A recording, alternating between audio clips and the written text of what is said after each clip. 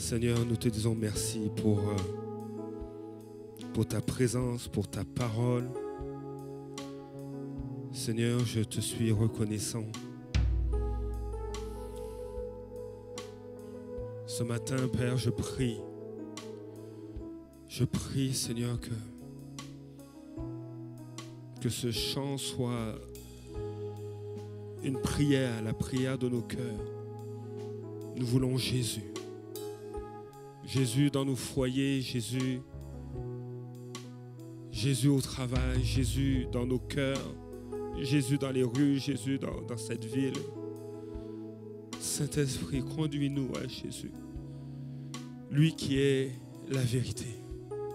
Seigneur Jésus, Saint-Esprit, conduis-nous à Jésus, lui qui nous montre qui est le Père. Seigneur, à toi la gloire ce matin. À toi la gloire, Père. Et c'est dans le nom de Jésus que j'ai prié. Amen.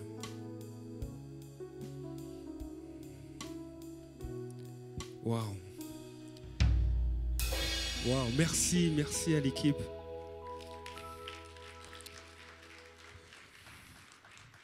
Vraiment. Soyez. Vraiment, on est bénis par leur consécration, par leur dévouement. Et ce matin, je veux rapidement revenir sur deux informations. La première concerne Jésus le Christ. Donc le vendredi 7 et le samedi 8 février, il y a en présentiel au Carrefour Chrétien de la Capitale 2 sessions sur le cours Jésus le Christ. Et juste cette information, ça commence donc le vendredi à 17h, c'est de 17h, c'est à partir de 17h, donc vous êtes les bienvenus. Et ça continue le vendredi matin le samedi matin, merci. Merci. Et ça continue le samedi matin à 9h. Nous avons, ça fait quelques dimanches où nous avions annoncé le décès du pasteur Charles Madet. Et je voulais emmener quelques détails. Les funérailles, c'est un pasteur qui avait commencé à fréquenter le Carrefour des Nations. Et durant le temps des fêtes, il est décédé. Il était en visite chez sa fille aux États-Unis. Et les funérailles auront lieu à l'église évangélique du Berger. Je répète, les funérailles auront lieu à l'église évangélique du Berger samedi 8 février. À partir de 9h, la famille va accueillir les parents et amis. Et à 10h, les derniers hommages seront offerts. Alors, donc c'est à l'église évangélique du Berger. Vous aurez des détails sur notre page Facebook pour ceux et celles qui voudraient soutenir la famille Madet alors que leur père est décédé. Ce matin, j'aimerais vous partager une pensée qui s'est développée jusqu'à hier soir. Et vous savez, c'est drôle, quand on regarde les Écritures, quand on regarde la Bible, de Genèse jusqu'à Apocalypse, il est question de ce que Dieu fait et l'intervention de Dieu dans la vie des êtres humains. Et souvent, on découvre la vie des gens à travers la Bible, une vie qui est des fois malmenée par les circonstances, par différentes situations. Oui, il y a des moments de joie, de bénédiction, mais il y a aussi des situations de défi. Juste à penser à Joseph. Bon, déjà, c'est une grande famille. Hein? Juste déjà, les gars, là, c'est 12 frères. On ne parle pas des sœurs. Et c'est Joseph, il a voulu être tué par ses frères. C'est toute une famille. Et vous pouvez nommer une personne qui a vécu à l'époque biblique.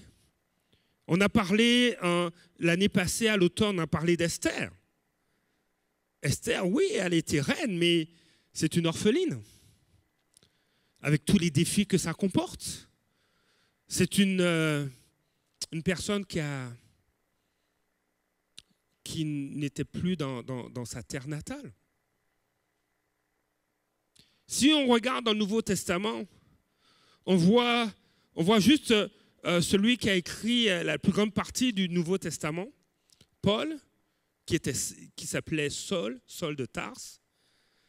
Il aimait Dieu, mais tellement il ne comprenait pas l'œuvre de Jésus qu'il s'est mis à devenir persécuteur de l'Église. Il a fait enfermer, arrêter, maltraiter des gens, animé d'un zèle qui n'était pas bon. Et Jésus l'a rencontré. Donc, on voit dans les Écritures l'histoire d'hommes et de femmes, comme vous et moi. Même l'apôtre Jacques dit, Élie était un homme de la même nature que nous. Ce n'était pas un extraterrestre.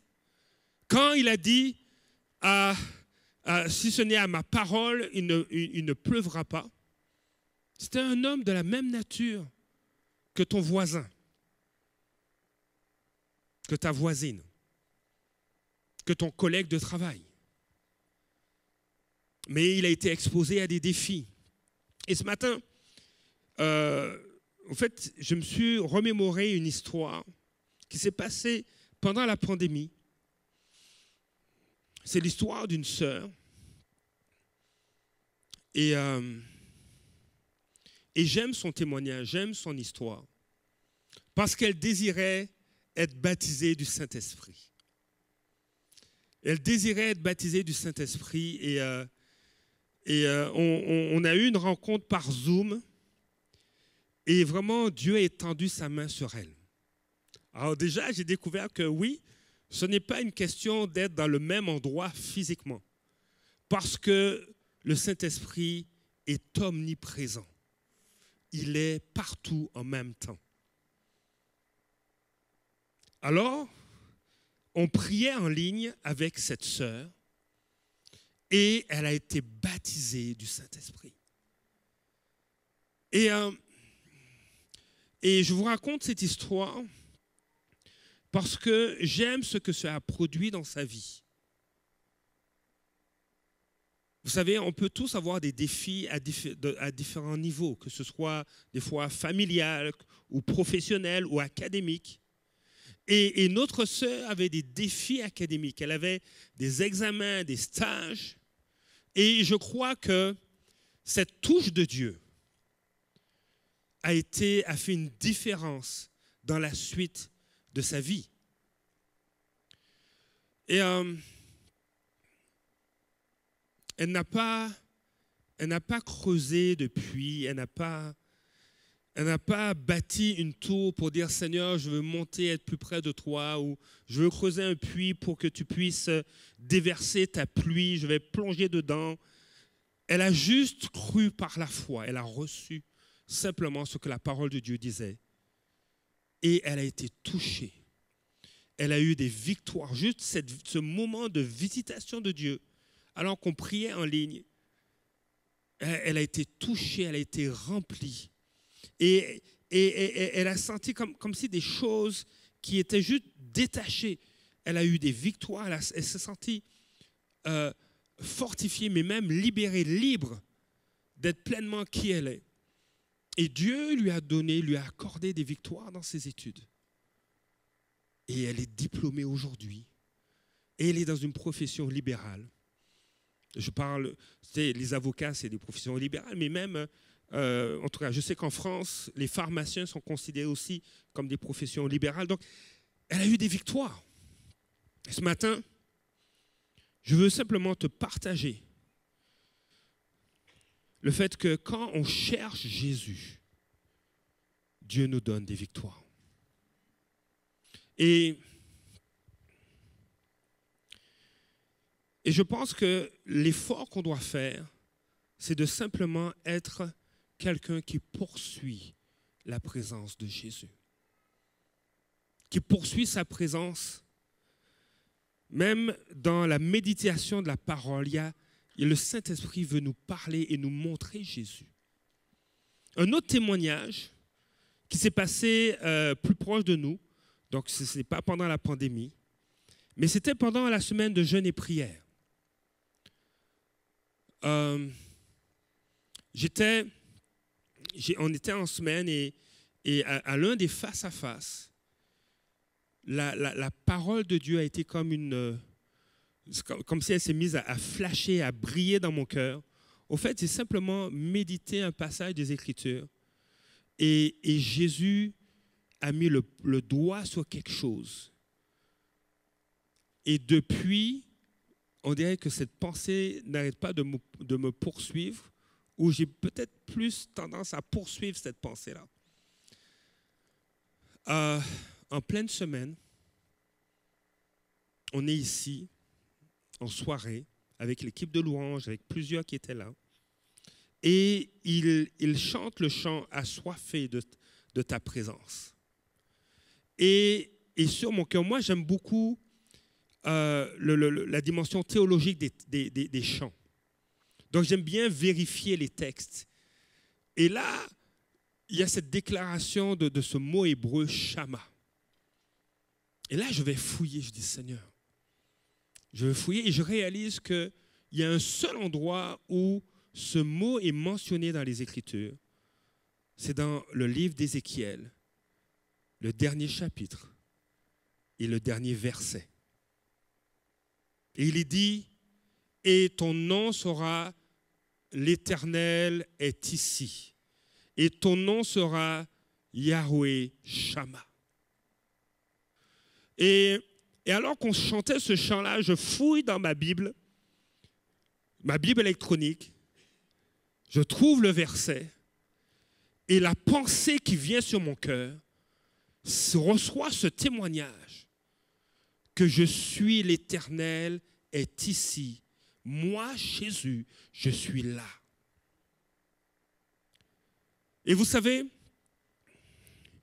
on peut s'appuyer sur nos connaissances, on peut s'appuyer sur nos aptitudes, on peut s'appuyer sur nos compétences, on peut s'appuyer sur notre personnalité, on peut s'appuyer sur nos aptitudes intellectuelles, nos capacités physiques, nos expériences de vie, mais toutes ces choses sont à mes yeux comme un puits. Ce n'est pas suffisant. Il y a un moment dans ta vie où on réalise que des fois nos compétences ne sont pas suffisantes. Il y a des situations dans nos vies où nous avons besoin de quelque chose d'autre. Des fois, on est extrêmement relationnel, inspirant. Les gens nous suivent. Mais il y a des endroits, des fois, dans nos vies où on se retourne et on réalise qu'on marche tout seul face à un défi en particulier. Ce matin, je veux nous emmener à réaliser que nous avons besoin de Jésus. Tu as peut-être 50 ans de vie avec le Seigneur. Tu es peut-être le plus grand des prophètes. Qui a 50 ans de vie avec le Seigneur? Bon, peut-être en ligne. Qui a 40 ans, qui marche avec Jésus depuis 40 ans et plus? 40 ans? 40 ans? 40 ans et plus? 40 ans? 45 ans? 45 ans? 48, qui dit mieux? OK, on va faire dans le sens inverse. Qui marche avec Jésus depuis plus de 2 ans? 2 ans, OK. Bon, excellent. All right. C'est bien.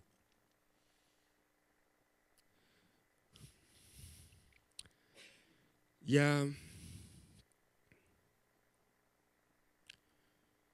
un homme qui craignait Dieu.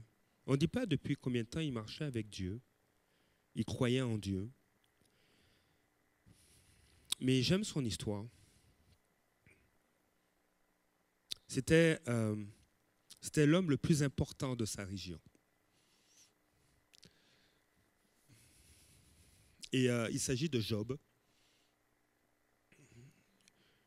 Les versets 1 à 3 vont dire ceci. Il y avait au pays, versets 1 à 3 du livre de Job, si vous voulez, vous avez le droit de prendre vos cellulaires et d'ouvrir votre application et suivre avec moi.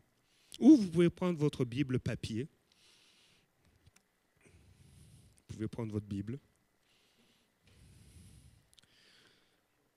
Lire. Vous savez, c'est bien, c'est bon de lire. De lire la parole de Dieu, d'exposer nos yeux aux Écritures. Puis c'est bon aussi d'écouter. Tu peux prendre une appli de la Bible et faire jouer, faire lire le texte et que nos oreilles entendent. Ça fait aussi du bien. Donc, Job, chapitre 1, verset 1, il y avait dans le pays d'Uth un homme qui s'appelait Job, et cet homme était intègre et droit, et il craignait Dieu et se détournait du mal. Il lui naquit 7 fils et 3 filles. Verset 3, il possédait 7000 brebis, 3000 chameaux, 500 paires de bœufs, 500 ânesses et un très grand nombre de serviteurs. Et cet homme était le plus considérable de tous les fils de l'Orient. Cet homme était le plus considérable. La version Bible du Semeur va dire cet homme était le personnage le plus important des régions de l'Est du Jourdain. Et je pense que probablement que c'était, si à l'époque il y avait des magazines comme Forbes, merci, ou le Times Magazine, probablement il aurait fait souvent la couverture de ces magazines. C'était le personnage le plus important de la région. Et peut-être que dans ton domaine, tu es le personnage le plus important. Dans ta profession ou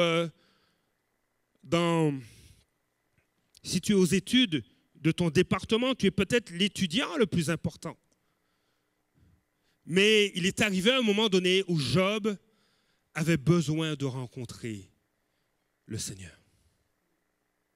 Et j'aime ce qu'il va dire dans le contexte où il va dire, mais j'ai vécu, j'avais ces richesses, j'ai été éprouvé, mais tout cela m'a amené à réaliser qui tu es, Seigneur.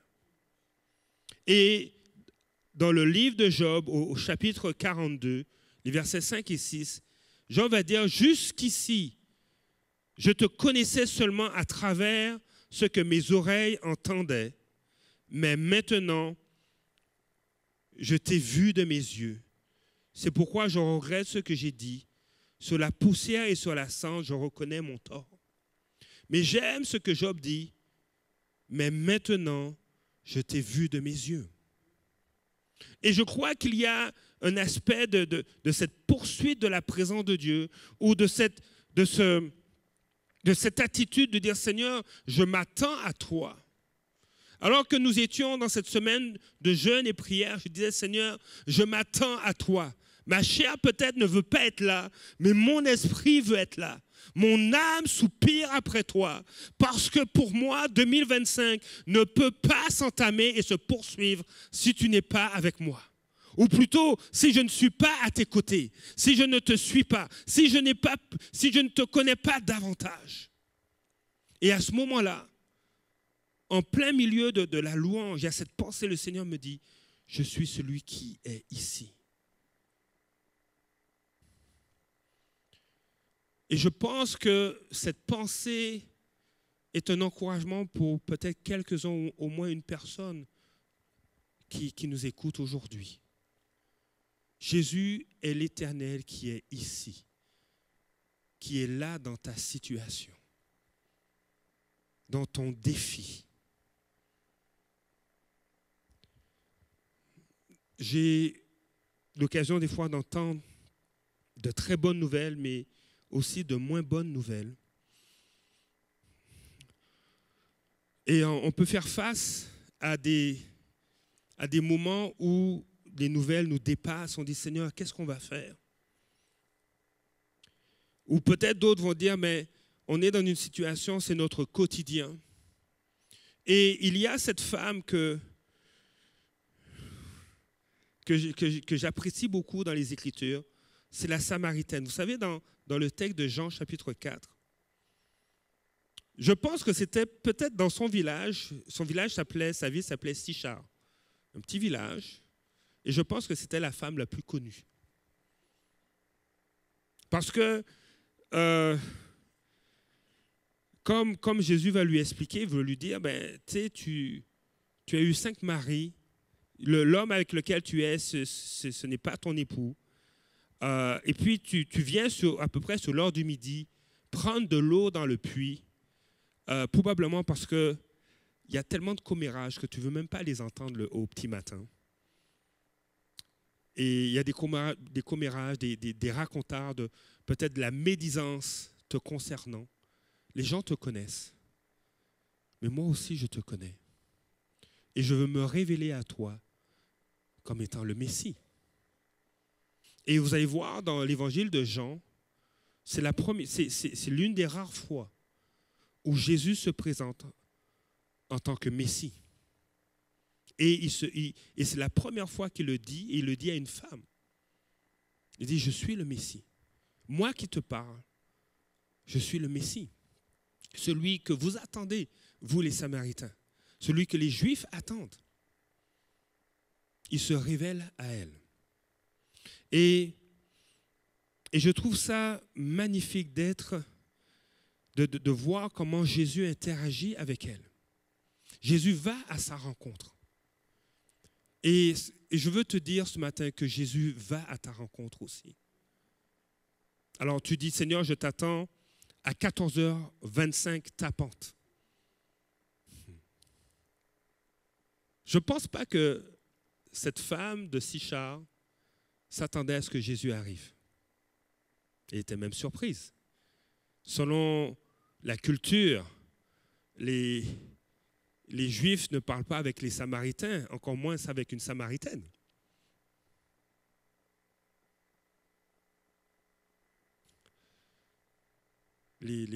On va dire quoi? Les chrétiens ne parlent pas aux musulmans?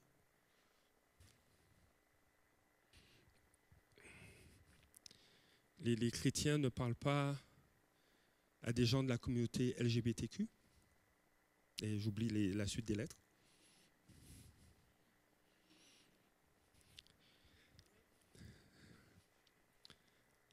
J'aime les rendez-vous que Jésus donne.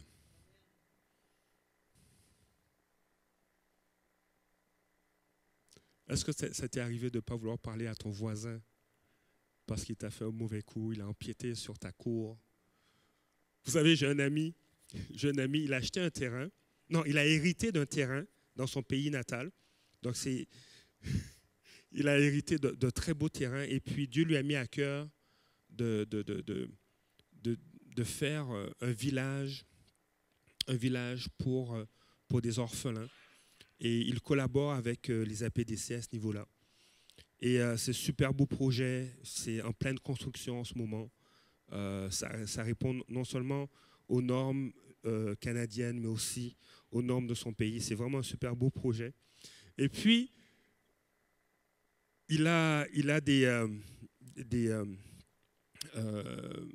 gens qui construisent pour lui, des architectes, des entrepreneurs et tout. Et puis là, il voyage là-bas, il va voir. Et puis là, il voit au fond de son terrain, puis c'est immense. Il voit une clôture qui apparaît et qui empiète sur son terrain. mais qui empiète de beaucoup. Et là, la personne a mis une clôture, puis elle a dit, cette portion-là, c'est à moi maintenant.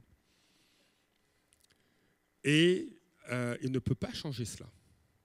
Il a dû prendre des sous, puis tout clôturer. Donc des fois, on a des mauvaises surprises.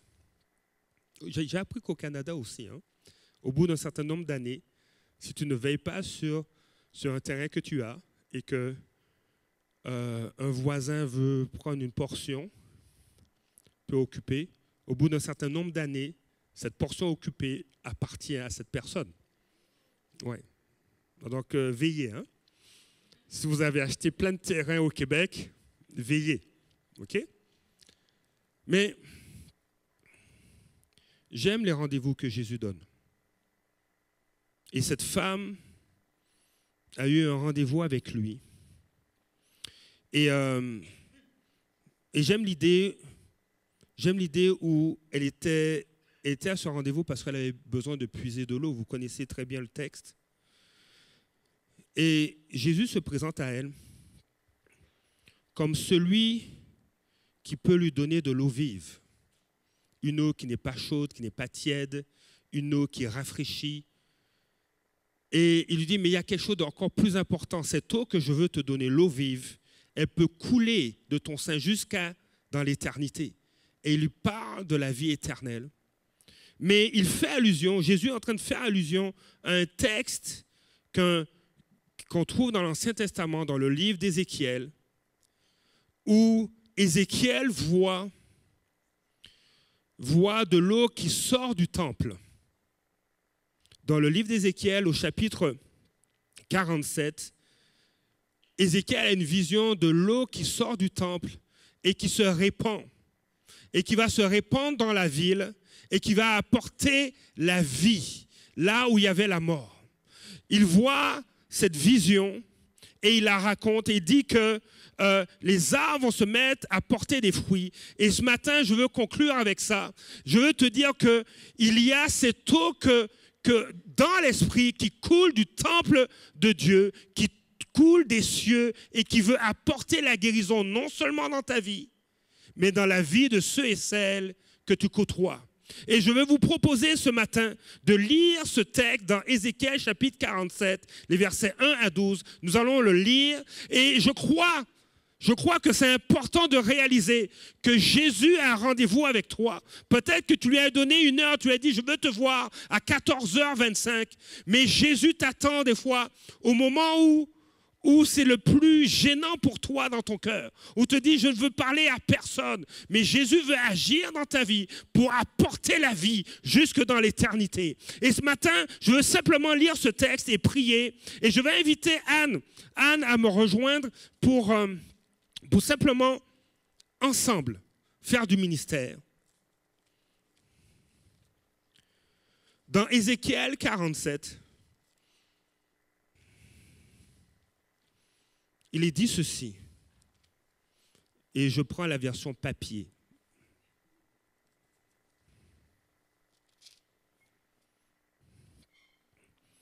Je vais lire dans la version Louis II, qui dit ceci.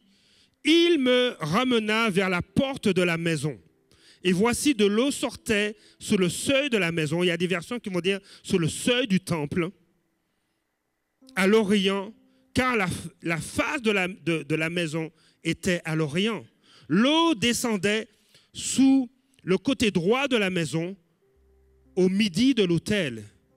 Il me conduisit par le chemin de la porte septentrionale, et il me fit faire le tour par dehors jusqu'à l'extérieur de la porte orientale, et voici l'eau coulait du côté droit.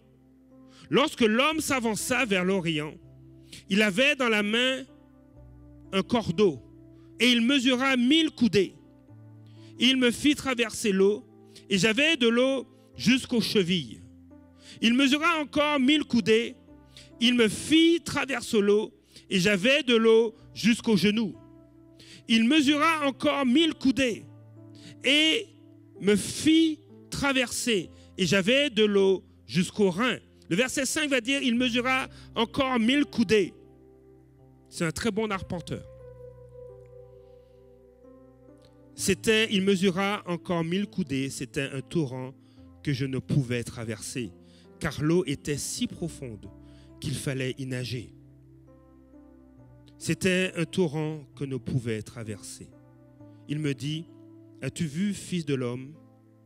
Et il me ramena au bord du torrent.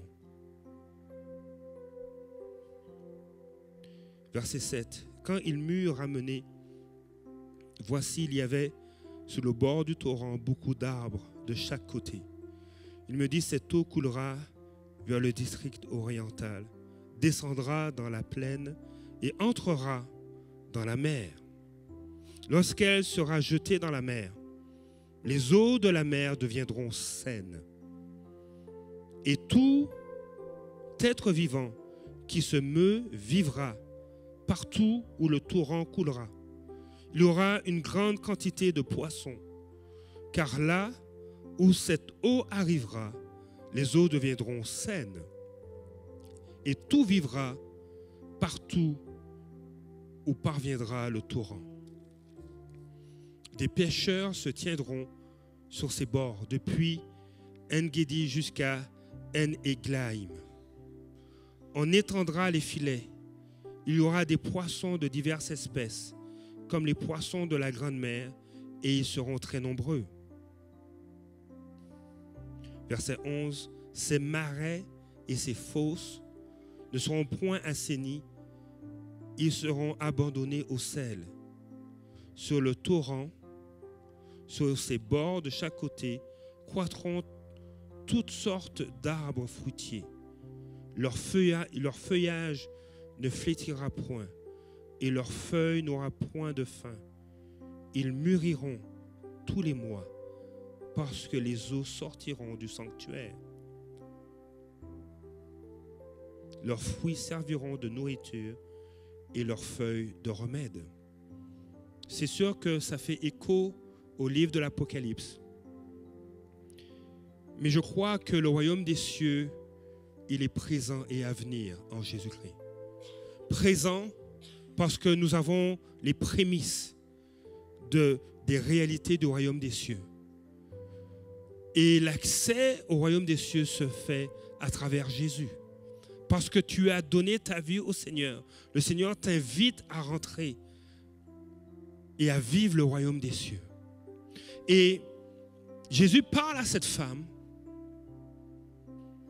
et il dit dans Jean 4, verset 13, celui qui boit de cette eau, tu sais, cette eau que tu tires du puits, aura de nouveau soif. Mais celui qui boira de l'eau que je lui donnerai n'aura plus jamais soif. Bien plus, l'eau que je lui donnerai deviendra en lui une source intarissable qui jaillira jusque dans la vie éternelle.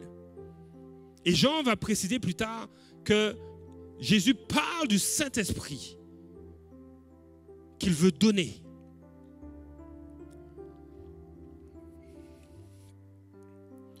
Jésus est en train de dire à la Samaritaine, je suis la source de l'eau. Je suis la source, c'est moi qui donne l'eau vive. Et dans le livre d'Ézéchiel, on ne te dit pas qui est la source de ce torrent qui sort du temple. Mais je crois que cette source, c'est Jésus. C'est Jésus qui amène la vie. Par nos propres forces, on a vu ici, il y a plusieurs années, sous le ministère de Pasteur David, il y a un homme qui avait une barre de fer dans le dos. Il ne pouvait pas se pencher. Et l'Église a prié. Et il pouvait carrément bouger, se pencher. Il y a eu un changement. Et cet homme avait de la douleur. Et la douleur a complètement disparu. Vous avez entendu des histoires d'hommes et de femmes qui ont été guéris. Je veux vivre ça. Parce que le texte nous dit, leurs fruits serviront de nourriture, leurs feuilles de remède. Je crois que c'est une image d'une réalité spirituelle que Dieu accorde à ses enfants en Jésus-Christ, de pouvoir apporter la guérison aux nations. D'apporter le salut. Le plus grand miracle, c'est de donner notre vie à Jésus. D'être et de devenir et d'être enfant de Dieu. On ne naît pas enfant de Dieu. On le devient en Jésus-Christ. Ma mère a donné sa vie au Seigneur. J'ai grandi dans ce foyer où ma mère marchait avec Dieu. Et je n'étais pas pour autant enfant de Dieu. Et Dieu n'a pas de petits-enfants. Il n'en a pas. Il n'a que des enfants. J'ai donné ma vie à Jésus. Et ce matin, je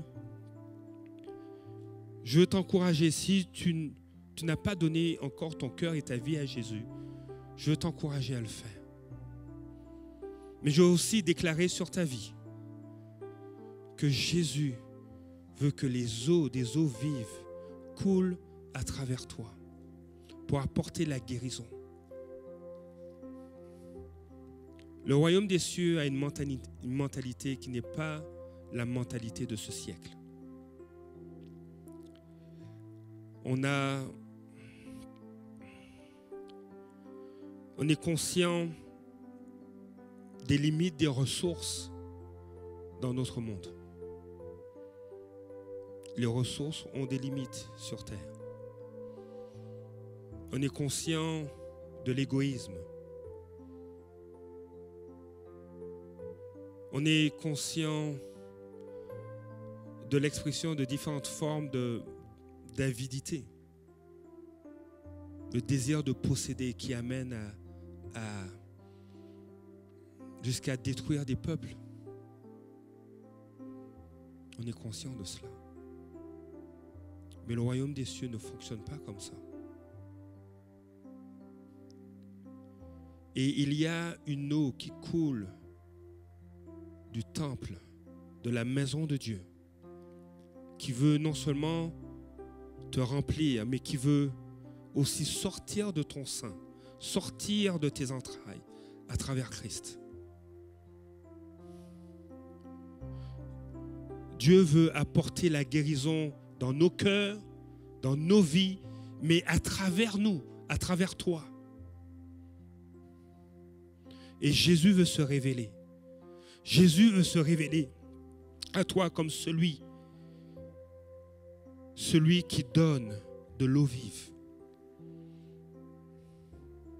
Celui qui te fortifie dans ta saison. Il est vraiment celui qui fortifie. Il est vraiment celui qui relève. Il est vraiment celui qui guérit. Il est vraiment celui qui transforme.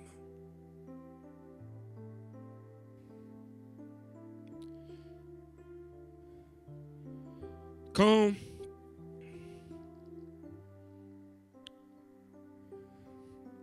j'étais plus jeune, quand j'étais adolescent, j'avais vraiment besoin de Jésus. J'avais vraiment besoin de Jésus. Sans Jésus, je n'avais pas d'espoir. Littéralement. Pas d'espoir. Et Jésus est venu frapper. Oh, il est venu frapper à la porte de mon cœur. J'étais en détresse. J'étais en détresse à l'intérieur. Plus d'espoir, déprimé, découragé. Adolescent. Torturé à l'intérieur. Et Jésus est venu au moment où je ne m'y attendais pas.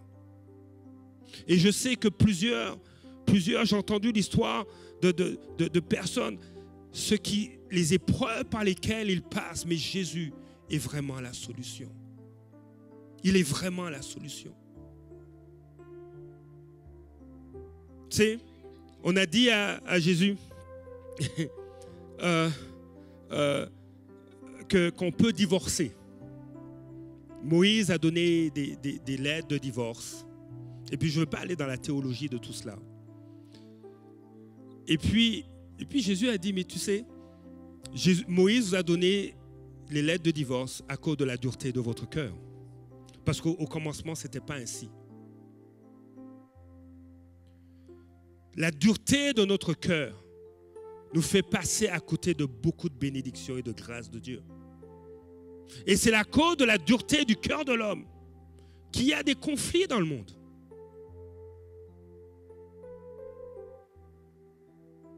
Et Dieu veut se révéler à toi comme celui qui donne de l'eau vive. Cette eau qui apporte la guérison. Cette eau qui apporte l'espoir. Cette eau qui peut laver les cœurs. Qui peut emmener qui peut présenter Christ. Tu dis à ton voisin, tu es un ambassadeur pour Christ. Encore mieux, dis à ton voisin, toi, tu es un apôtre de Jésus.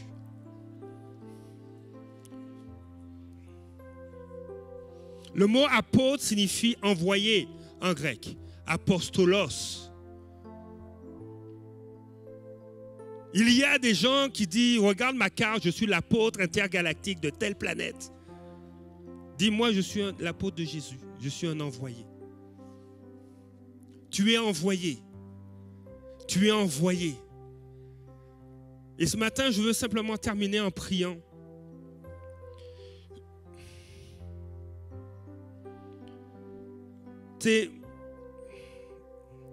Nous avons besoin de Jésus. Tu as besoin de Jésus. Même si ton cœur est en pierre, dis Jésus, fais quelque chose. Ne vois pas le cœur de ta voisine ni de ton voisin. Regarde ton cœur. Regardons notre cœur. Dis Seigneur, fais quelque chose. Tu as dit que des eaux couleront. Je veux ces eaux-là. Je veux ces eaux-là.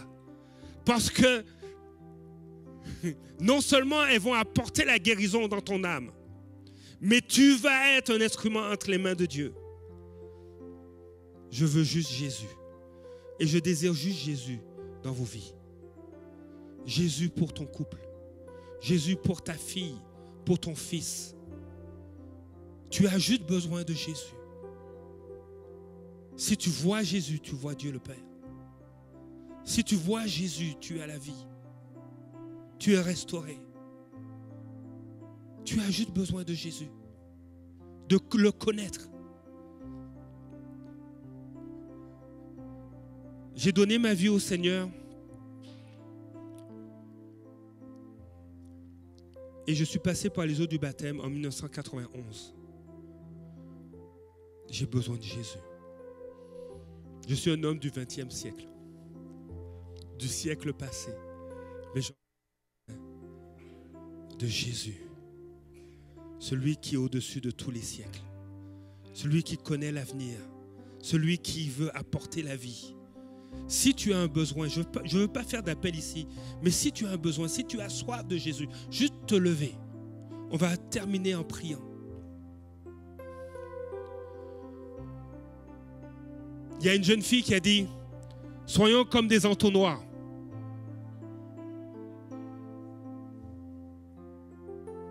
Ce matin, tu as le droit de lever les bras. Dire, Seigneur, je veux plus de toi. Je veux plus de ta présence.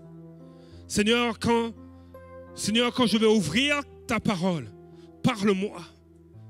Seigneur, je suis dans le pire moment de ma vie. Alors j'ai encore plus besoin de toi. Certains vont dire, mais je suis au sommet. Je suis à un sommet de réussite. Seigneur, j'ai encore plus besoin de toi. Parce que je veux que l'eau de vie, l'eau vive coule et soit une bénédiction pour ceux et celles qui sont autour de moi. Seigneur, tu vois mes frères et mes sœurs, tu vois ceux et celles qui se sont levés. Seigneur, je prie, Seigneur, que tu puisses déverser de l'eau vive en eux. Que tu puisses les visiter, que tu puisses les fortifier. Seigneur, nous regardons d'abord à toi. Alors que nous sommes, Seigneur, certains sont dans des défis qu'on ne peut même pas imaginer. Dans le nom de Jésus, Seigneur, le poids de ces défis lâche. Dans le nom de Jésus, le poids, la chaîne de ces défis lâche. Seigneur, je te prie de les fortifier. Comme David s'est fortifié en toi. Que ceux qui vivent des défis majeurs soient fortifiés et qu'ils puissent voir ton secours. Seigneur, que tes eaux vives coulent, que tes eaux vives coulent dans le nom de Jésus. Plus, Seigneur, je prie pour plus maintenant, plus de ta présence. Seigneur, je prie que nous soyons des hommes et des femmes de foi qui placent leur confiance en toi et qui s'attendent à toi. Seigneur, il y a des saisons où on doit s'arrêter et s'attendre à toi. Mais il y a aussi des saisons où on doit te poursuivre, où on doit crier à toi. Seigneur, il y a des saisons où tu nous amènes, Seigneur. Tu nous rencontres, Seigneur, à notre puits. Seigneur, je prie que nous puissions être comme le puits de Jacob. Seigneur, que ceux qui se sont levés deviennent comme le puits de Jacob, un puits de rencontre avec Jésus, un puits où des vies sont transformées, qui soient des lieux de contact entre le ciel et la terre et qui apportent la vie. Seigneur, je te dis merci, Père, dans le nom de Jésus. Amen.